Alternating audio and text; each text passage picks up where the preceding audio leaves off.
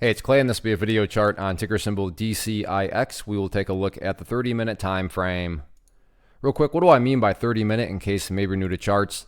Instead of showing these candlesticks here representing 1 day's worth of price action, which is what you would normally see, each one represents 30 minutes. So while this here may look like several days worth of time, it's actually today's price action broken down into 30-minute time slices. I like to this time frame does a good job of telling the quote-unquote story of the price, and then makes mapping out where levels of support and resistance a bit easier to see.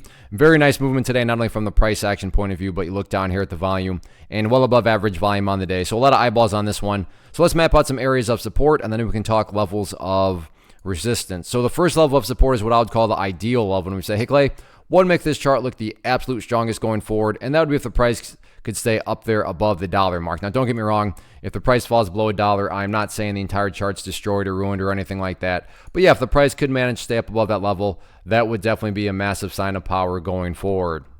Taking a step back and looking at all of this from the bigger picture point of view, that is where the purple line comes into play, the 50-period simple moving average. Keyword being moving. As time goes by, this line here is going to move itself higher and higher. So a very straightforward way to gauge the health of the move.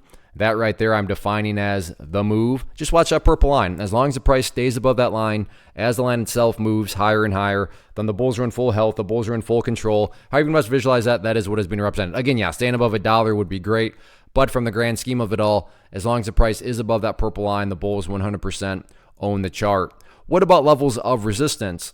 Initial level of resistance came up during the final, or not really the final, but pretty much all afternoon long. You can see this little top portion of the channel formed, and that was right up there at $1.04. So $1.04 initial level of resistance. If the price can get back above there, the next key level up there at $1.07, which is just simply coming from the overall highs of the day. But as of right now, before we start talking about doing battle with $1.07, price needs to first prove itself in the near term. And again, quote unquote, prove itself being defined as getting up above and staying up above $1.04. All in all, though, nice movement today, nice volume. Now it's just a question of can the price build upon this momentum going into next week? Let's see what happens.